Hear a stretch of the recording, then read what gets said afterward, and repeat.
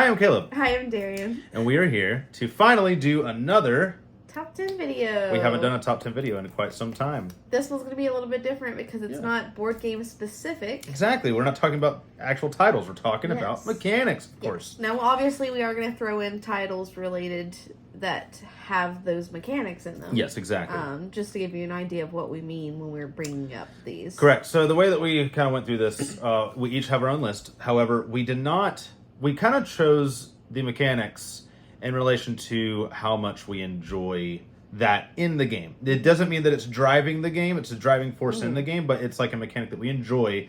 So, it could be, So you could say, well, that game's actually an abstract game. Well, yeah, but here's the way it works. This has this component. Exactly. So, yeah. So there's that. Another thing, our kids are running around the house right now, so if you hear any children stomping, running, yelling, I'm going to edit this video as best as I can, but they might need us because they are playing, and so we're going to try to get through this video as quick as we can. Yeah. So, yes. So that's the introduction, and we're going to go right into it. Sure is. Okay. It's not anything big. It's not anything too exciting. So, one category that we did kind of leave out that I just have an honorable, we have these big boards. We just bring out a huge, wow. Oh, we didn't put it on paper. We just put it on gigantic. Why did we do this? I don't know. This is dumb. Yeah. So I want to have my personal honorable mention for mine that I did not have in there. Do you have one at all? No. You should maybe find one if you don't. No. If you don't, that's fine. Okay. Well, mine. This might sadden you, and I'll let you start since I'm saying this one. Okay. I'll let you start the video. Okay. I don't have trick taking in there, so if it was number 11. That's crazy that you actually say that because I actually had to erase two of them, take one completely off. Yeah. Add in trick taking and then move another one. Oh, man. Okay, well, I just didn't put trick taking, so. Yep, all right, cool. Well, let's have you start. So, number 10, here we go. Number 10. Yes. Number 10. Now, these are our personal. Our personal. Our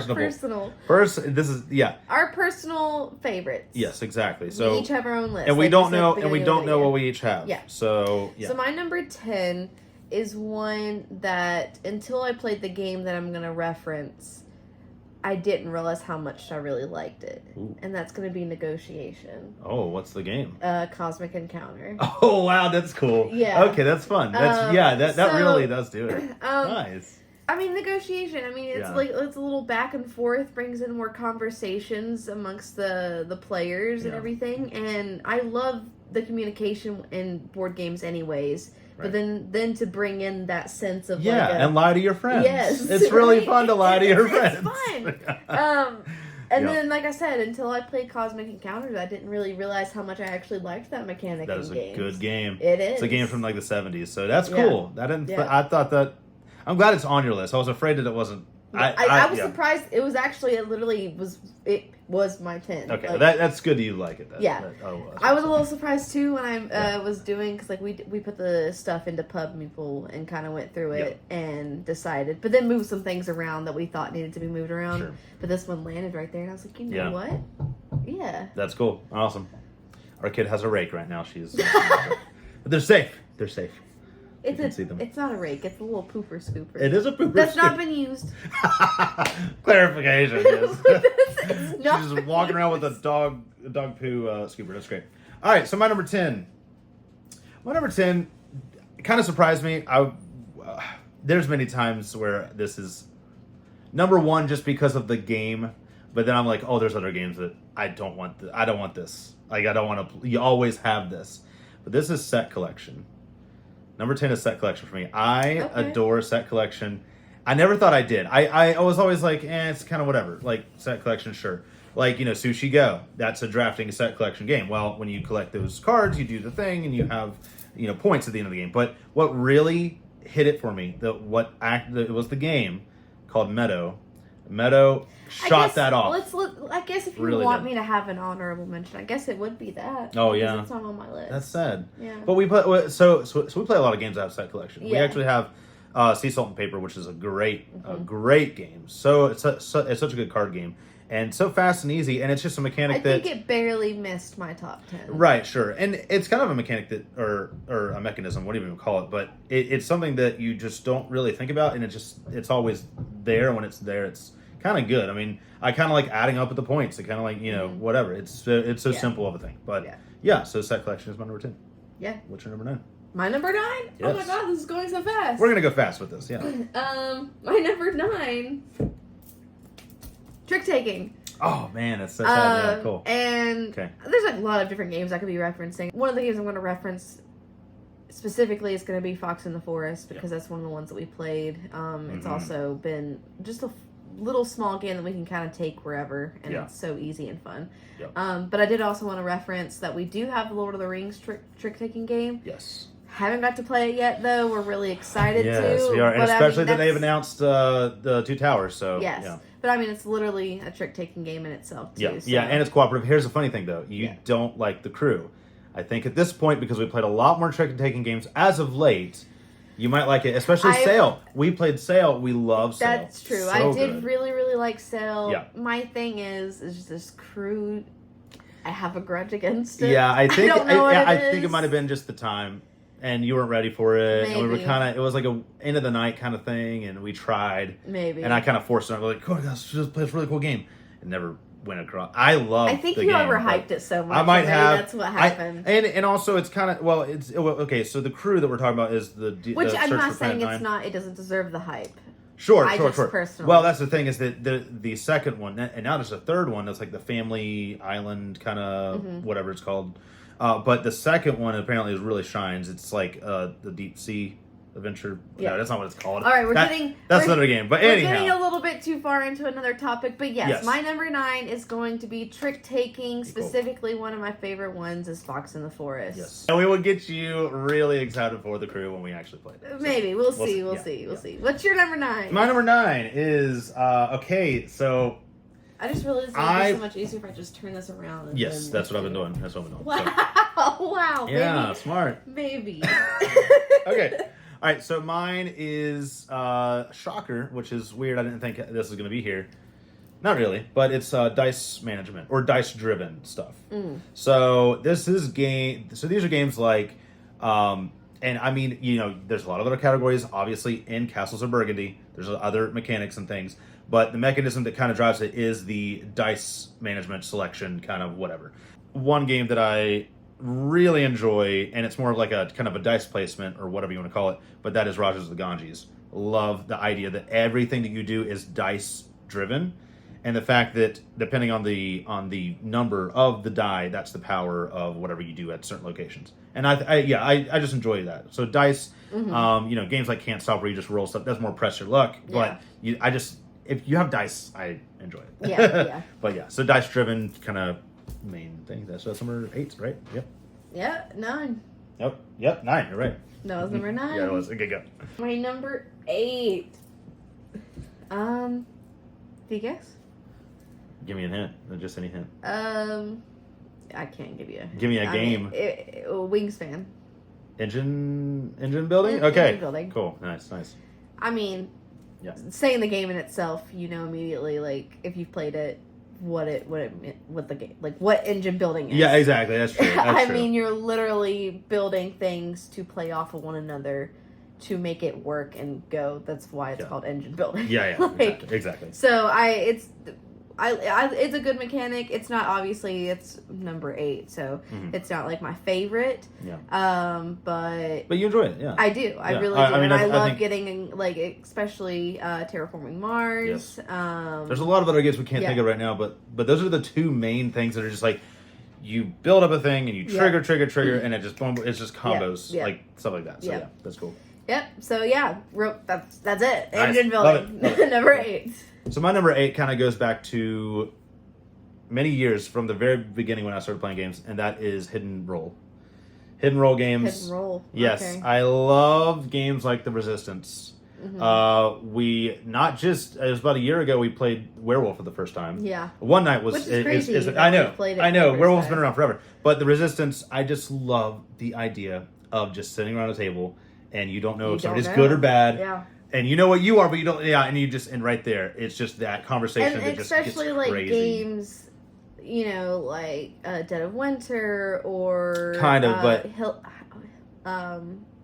what is it? Yes, House on the Hill. Yes, Betrayal House. Well, Betrayal that's House more on the Hill because of the mechanic of the possibility of a hidden right. roll. Well, in Dead of Winter, you know that you don't have to play with traitors, but if you have a traitor or two, that's what I'm talking about. Is that right there? Is it's like you're either good or bad, or it could be like you have a role and you don't know what it is. Like you each have a player power kind of thing, kind of like Coup.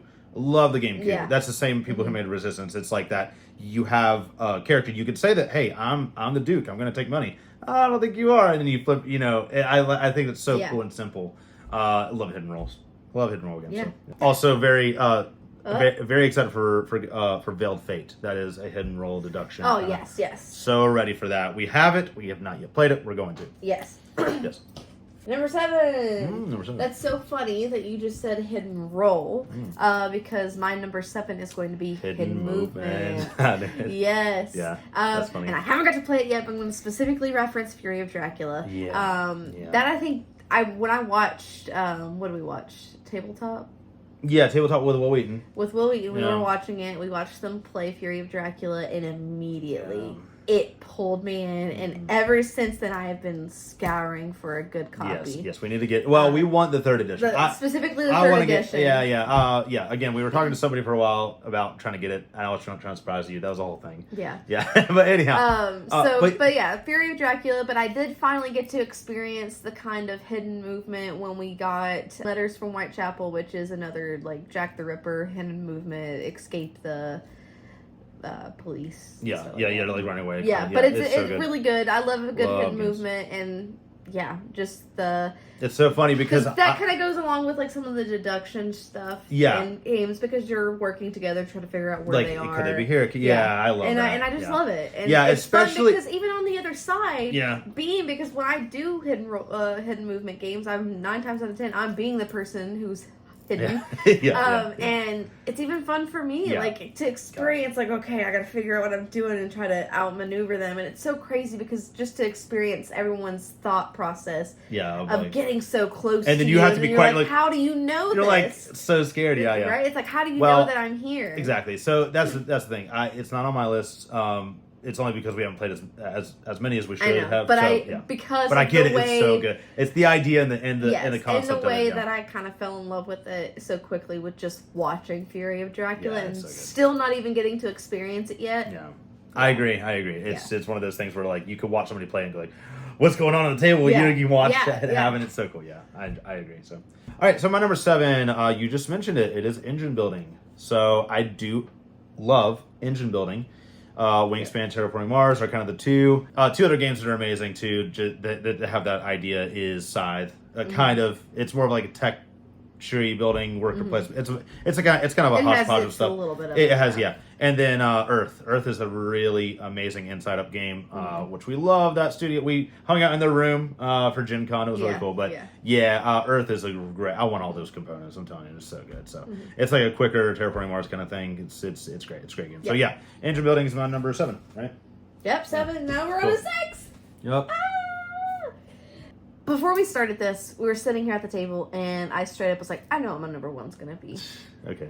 And this is what I thought my number 1 was going to be. Oh, interesting. Whoa. Okay, go. Yeah. What is it? It's cooperative. Oh, okay. And the reason why I thought it was my number 1 is because it's one of the games that were so different from what I was so used to and what board games were. Sure. So, like, cooperative is something that is not exactly a mechanic. It's not its own mechanic, but it is what kind of makes up a game in itself. Yeah, I mean, you still, like, it's a common goal from among the players. So, like, it I see what you're saying. Like, it could be deck building. It could be, like, this, that, and the other. It could be have another mechanic inside with it. Yeah.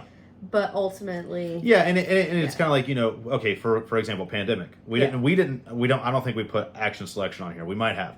But it was. Yeah, exactly. But the reason being is because, like, action selection is a lot of games just kind of carry that as, like, the premise in a way. It depends on what it is.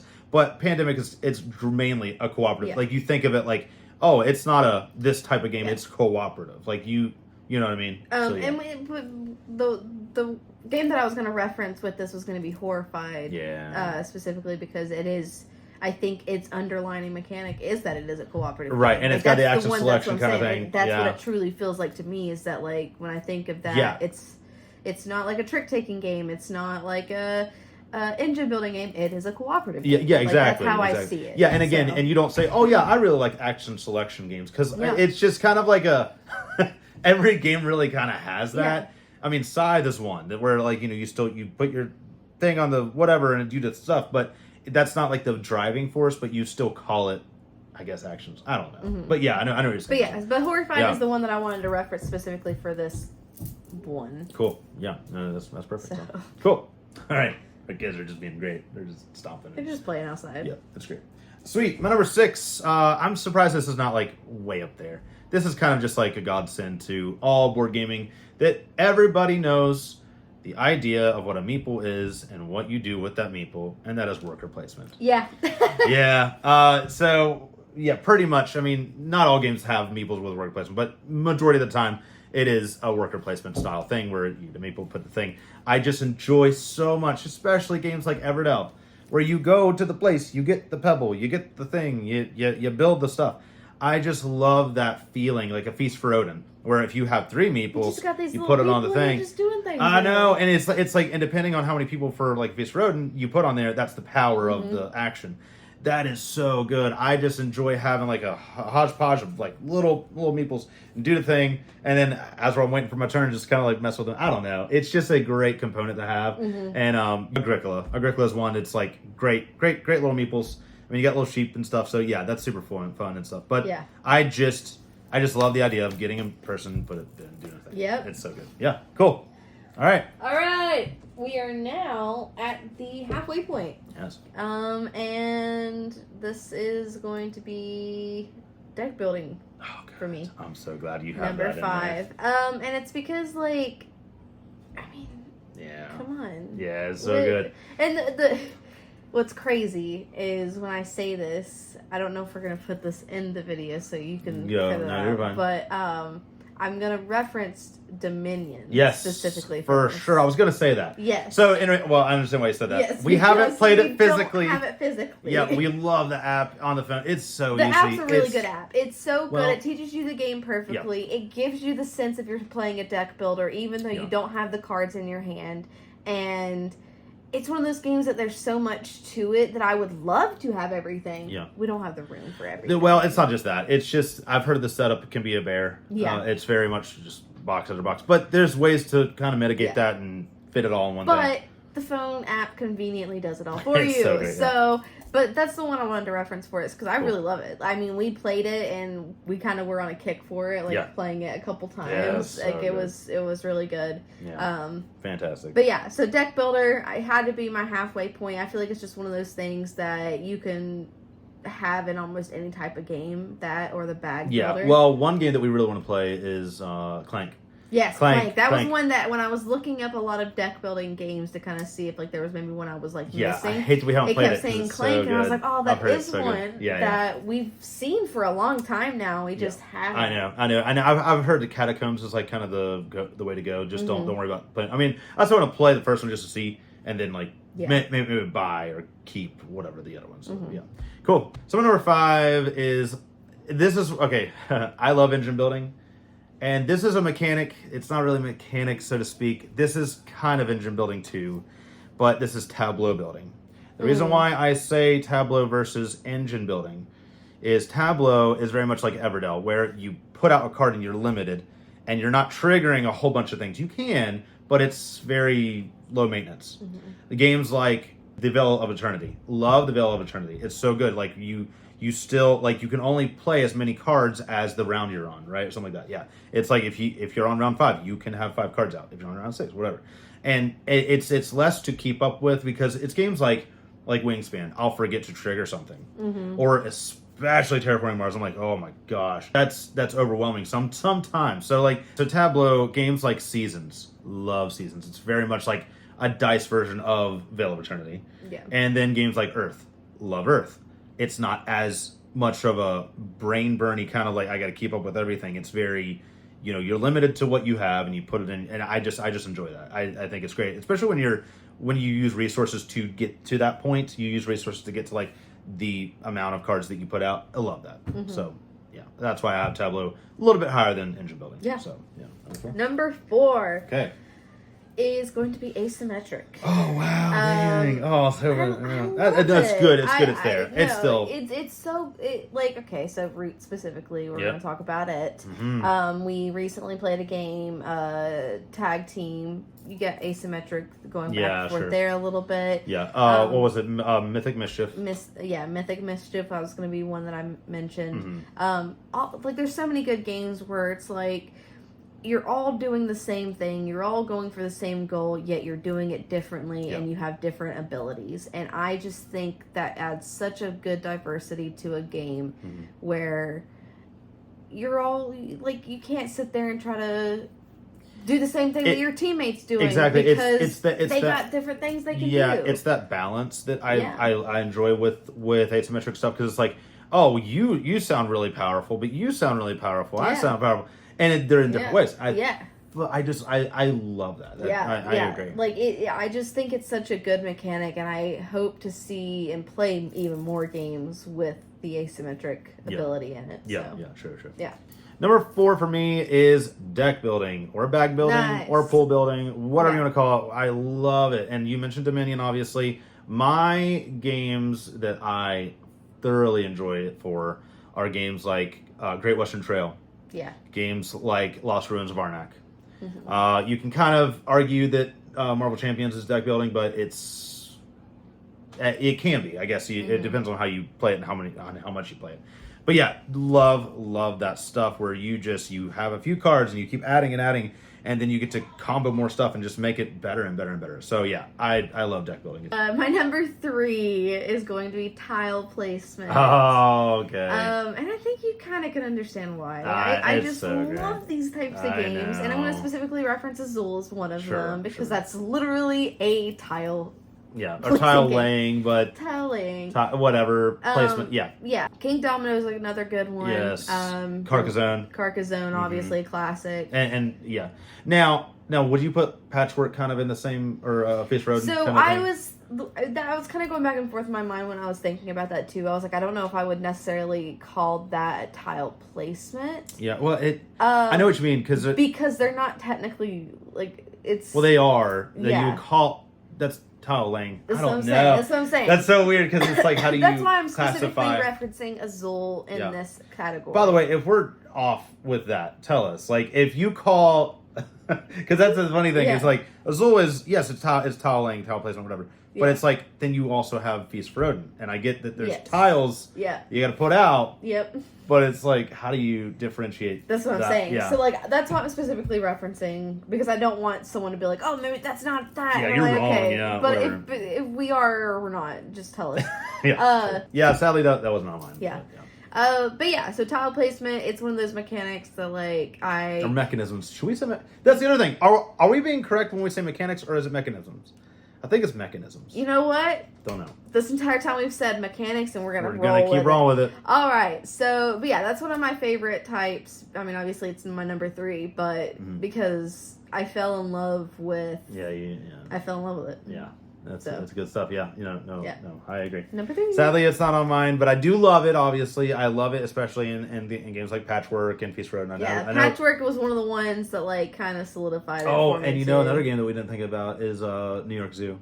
Oh yeah. All 3 of those games are Uwe Rosenberg. Yeah. That's funny. Yeah, he likes his tile games. Yeah. There we go. That's the word, polyomino.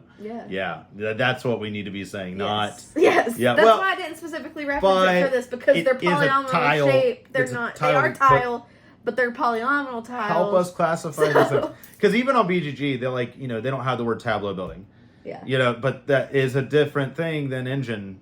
It can be, it's like too many little. There's a lot of ways to make a game, and it's like, you don't think, but yeah. So my number 3 is, we haven't played enough deduction games, but we played a lot of social deduction games.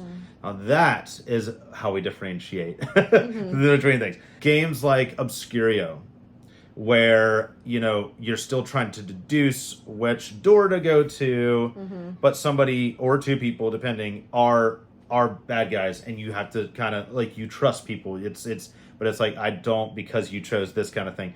And yeah, I get it. Hidden roles and that can kind of blend a little bit, but I think that when it's driven solely on the idea of deducing what's going on around you, that I love way more than just like having somebody lie to you because you could all be trying to deduce the same thing. There's a game. Oh, what was that game? We haven't played it yet. I really want to play it. Unwanted guests or unwelcome guests. It's like a Clue kind of Mysterium thing, which Mysterium is pretty much deduction, right? Yeah. So like One Night Werewolf is that too, but it also has that hidden role thing. But again, yeah, we need to play more games that just have straight deduction, like the Search for Planet X. Really want to play stuff like that. But yeah, I just love that going around the table and talking and lying to each other. So all right, my number two. It's not. We're not going to have a crossover. We're not going to have a direct crossover. We're not. My number two is resource management. Oh man, yeah. I love a good resource management. Being able to get little things. I'm going to specifically reference Agricola in this one. Yeah. Because it's just I feel like one of the greats for when it comes to resource management. That and a Feast Road, and when you just get a bunch of goodies, get all these little things together. Yeah, Ube, you know how to do it. I want to also reference like all these other little games. I mean, you got Everdell, you got resources in that. You got even Side, you got resources in that. We got the little special resources for that too, so it's like even more fun being able to gather up everything. Just almost all my favorite games, I feel like have resources. Yeah, have little bits, and you gotta bits. Just having little pieces to be able to do things, even if they're just little squares. And like Terraforming Mars, like you're still getting resources. But there's other games where it's like solely resources. Oh, maybe a game that we haven't really talked a lot about is another Uwe Rosenberg game, and that is Le Havre. You get a lot of stuff. That's true. You get so many like fish and this. You can upgrade the pieces and flip them and do it all that. Yeah, there's a lot of components in that, and it's not exactly. Yeah, it's kind of worker placement, but like very little. Resource management is just a classic, I feel like, mechanism. Yeah. Well, I mean, and see that's the other thing is that like there's a lot of games that have the resources, but it's engine or it's Tableau or it's this. But that's one of the things that I love so much about the mechanics in general when it comes to board games is that so many of them meld and mesh so well together. They do, and there's like you have 5 different things going into one game. Like there's area control, there's the hand management thing, there's the whatever, and so I'm with you on that. But I think Le Havre might actually be the one that's like, here's a bunch of things, do it. Compared to other games. So cool. But so that's my number 2. Awesome. Resource management. My number 2. Oh boy, this is kind of number 1 at many times. Actually, these two I'm just gonna tell you right now. And there's a reason. It's because of games like Root, but Negotiation. Is my number 2. Negotiation. And I want to definitely reference 2 games that I just adore, and they'll always be in my top, probably 50 of all time. And that is Bonanza. Bonanza is a great another Ube game. Just at some point you're gonna be yelling at your friends, going like, "Oh, give me the beans again!" Just like you're shouting about beans. All of these things for you. If you give me the bean, If you give me, that's what I love is that it can break the idea of just what's around the table. It's like it goes so much further. It's like we've been friends forever. You better or whatever. Yeah, and you can do that, and it doesn't hurt anything. But another game that is very similar is Zoo Vadis. Not exactly similar, but the idea of negotiating and talking about like, okay, I'll promise you this if you do this for me. And now I will say there's you kind of have to have a certain group for this because some people get really angry, or I mean they can because like, oh, you lied to me, just whatever. But you gotta remember it's a game, and so at the end of the day, if you get lied to and backstabbed. It hurts more when it's in games like Diplomacy, which we've never played. I don't ever want to sit around for 8 hours trying to play a game of Diplomacy and then just I've heard it ruins friendships. And I think I'll be chill with it, but also I don't want to be put through that strain. But again, I enjoy it when it's just so in your face and you're just like, oh gosh, I love negotiation games. So yeah, Root would be another one that's like, it's good stuff. So Negotiation is my number 2. That's cool. Yeah. That's cool. My number 1. Here we go. And we're not going to have a crossover, sadly. Oh, no. We're not. You've already said this one. Yeah. Oh, okay. My number 1 is worker placement. Mm-hmm. I cool. I almost was surprised that it was my number 1. Oh, yeah. But then, like, I kind of thought about it, and let's be honest, I love Everdell. I love Feast for Odin. Yeah. Like, just... Well, and you know, I kind of want to say Parks is almost a worker placement, but you have the resource management kind of thing. Mm-hmm. So, you know, there's not a lot of games where it's just solely worker placement, but it is, as long as you give me a meeple, you know, Yeah. like Terraforming Mars think about it, my number 1 mechanic and my number 2 mechanic literally are the ones that I feel like work so perfect Yeah. together. Yeah. The True. worker placement and the resource management, I feel like you can't have one without the other almost. Yeah. Oh, 100%, like, that's 100%. how it feels. Yeah. Well, So- I don't know. I mean, you know, Terraforming Mars. I was going to mention, there's no workers in that, but Yeah. there's a lot There's of a resource- resources yeah. and stuff. So yeah, but it is, like I said earlier, the meeples. The Yeah. meeple. If you Just get a having the really cool. pieces. Yeah. So I think that's why worker placement's like one of my favorites. Is just because like Yeah. Well, you know exactly how many turns you're going to have too. It's like when you run into meeples, you're you done. can strategize. I feel like just like the right amount, while still having the components of being able to place something and do Yeah. something. Yeah. And True. I love it. That's good. So. Cool. Yeah. All right, ending it off. So here we go. So you said it earlier. It is so great, and this when you get these two together, it's just even more fun, and that's why Root is like amazing. Yeah. But it is asymmetric. I knew it. I knew it. I mean, Spirit Island is my number 2 of all time. I think something like that. It's like 3 or 2. I can't remember. Or from last year. I don't know where it's at now, but anyhow, Spirit Island. Yeah, that is it right there. And you talked about cooperative, but that is not even the sole factor because, yes, it is cooperative, but at the same time, man, I mean, you are just heavily thinking about how your character plays entirely versus, and you're not even worried about everybody else around the table because there's just so much going on That's with what I'm you. saying. That's why asymmetric And is one of my favorite it's things. so cool you because like can't- it's like, okay, well, I'm over here, I have the ocean. Well, you have the rocks, so roll them down a hill. I'll pull them in the ocean, whatever else. It's so cool when you think of it like that, and it's and that is exactly why Root shines. Root, Vast, anything that Leader Games has put out, or Cold Whirl, I mean, obviously, or Whirly, sorry, whatever it is, Yeah, like I said, my thing with asymmetric is that you can't look at the other player and then try to steal their strategy. Yeah. Like, you can't, because they're doing their own thing They're based on completely what different, they can do. Yeah.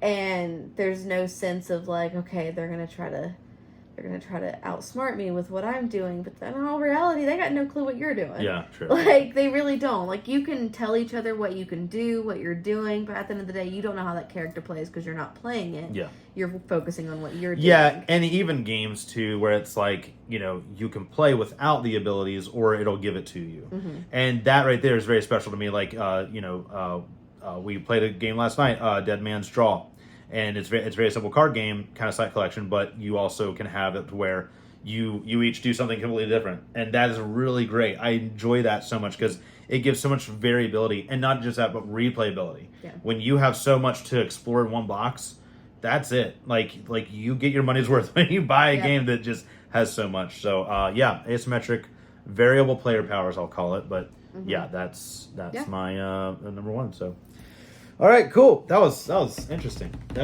I didn't expect that to be your number 1, by the way. Yeah, At all. really? No, I thought that well, maybe. What did you think it was going to be? Well, you know what? No, that's not true because your number 2 of a favorite game of all time is Feast for Odin, and then you have Agricola somewhere in there too. Yeah, and Everdell's up there too. So Yeah, I get it. yeah, I get it. I get it. I understand why it is. So yeah, I don't know. I thought maybe because like we played like a lot of other games that don't have that as much, but the games that we do play, I don't know, man. There's just a lot out there. Like we have a Worker lot of games. placement has a place in my heart because it's like you mentioned earlier, like, we just haven't really played like a bigger game, and like when I think bigger game, I'm thinking like worker placement. Yeah, I'm no, thinking we actually management, it's been a while since we played something big like that. And it just kind of made me realize like how much I miss it and how much I kind of crave it. Well, and, like, and for some reason it just kind of sticks with you too. Yeah, it really does, Yeah. and like I still get excited to play it even though we haven't played it in so long. Like, it's not one of those things that I'm like, oh god, okay.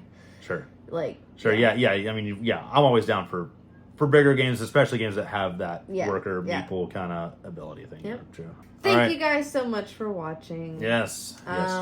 We're hoping to get an actual top 10 board game related video. Yeah. Well, this was related, but more specifically talking on about board games. Yeah, I get you. Hopefully soon. We just got to figure out what we want to do. Yeah, that's true. And so, in the meantime, we are going to still do some reviews, and we are still going to put out some more of these, and you'll see. Yeah. So, we're trying to keep up as much as we can, and we thank you so much for stopping by, and leave a like. If you haven't already, yes, please hit that subscribe button. Yes.